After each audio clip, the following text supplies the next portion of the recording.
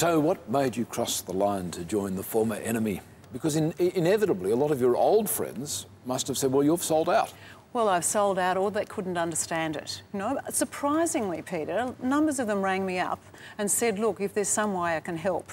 I wouldn't want to do it for the world, but if you're going to do it and I can help, then I'm in there for you. So I've always had this sort of background hum of people who are willing to take my eccentricity kind of at, So well, you accept that it's eccentric, do you, what you've done? Well, I guess it's eccentric, although there are other people around the world who have done this, you know, environmentalists who've worked a lot with industry and then actually started to, you know, lead those industries into the future. I can't think of any other issue that so divides Australians as except football maybe, as feelings about forestry. It is a divisive issue. It's almost been seen to be intractable, and maybe that's why I decided I'd do it. Because we can't continue down this path of grenades and blockades. We have to make some peace. We have to work out how we're going to have a sustainable industry ourselves. Otherwise, we're shipping the industry, the environmental problems, to countries that are much less able to deal with them. I mean, we can do it much better than many other countries in terms of sustainable forestry. We want the products. Are we going to just import illegal, stolen, unsustainable logs? What are we going to do? In Australia, are there high conservation forests that aren't in reserve still? There are still some places that need to be looked at in terms of protection for sure. But equally, Peter, there are some forests... How easy is it to sell that idea to the industry you now work for? Well, it is really hard because there's one really basic reason why it's hard. Not because they don't understand that, in fact, there might be some reason to protect more forests. They understand that, absolutely. They are very smart business people, by the way. The key question is keeping the industry alive for the future so it can really reach its potential using a renewable resource.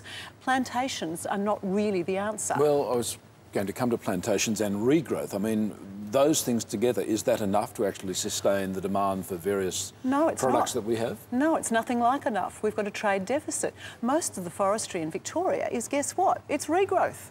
If the community really values old growth so much, to be quite frank, it's not the best timber, it's not the most productive of forests, but we need another resource to replace it. Or the industry will be so tiny that it won't survive, and therefore you will have no local industry and we will be importing stolen timber. Do you feel that you can both be a partisan, because you do work for one side and they do want you to put their arguments, can you do both that and reconcile with the other side? I mean, can you mediate between the two sides? Have you been able to bring them together? Yes, I can help with the mediation. I can't do everything, that's for sure. I can only be part of the process, but I am convinced that there are many people who can see beyond the grenades and the blockades. All right. There are more than me. You're doing your best to create a balance in the environment. What about a balance in life? Would you say you've handled that well? Because you readily admit sometimes it's 4 a.m. starts. It's very early in the morning. It is early in the morning. I'm a Queensland girl, you know, we always got up early. No, I don't think I have handled my life balance terrifically. Sometimes I'm really regretful that I haven't been around. Not too late to redress those things, though, is it? Oh, I don't know about that, might be. Well, you can't change the past, but, I mean, do you want to change the present?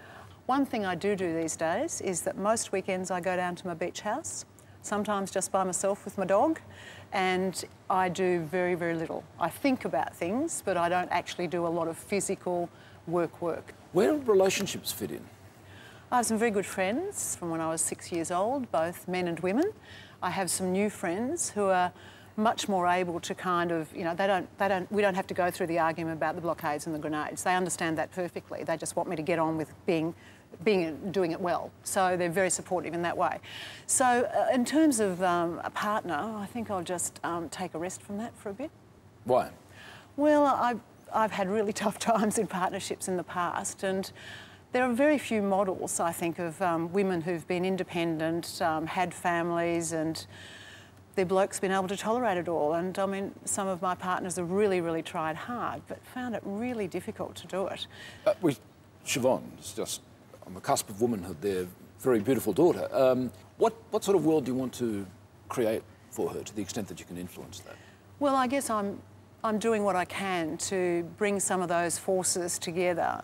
I've decided that as an environmentalist, I was never a planet fetishist that was just about the magic of the planet, right? Well, this is, you know, they talk about planet fetishism and that you're obsessed with just, you know, keeping the planet pristine or whatever. Well, it's pretty unlikely, isn't it? There's going to be 10 billion people on the planet. So I think I have to say I'm a planet manager. And that within that, you have to manage industry and industry transformation. You have to manage the way that governments see their policy making, you know. So if I can help sort of bring some of those forces together, and Siobhan talks about things not unlike this, and I don't know whether it's rubbed off from me or whether it's actually come from her own experience. She's much more practical and ideological. It's a big job. Tricia, we'll let you get back to it. Thanks very much for having me. Thank you.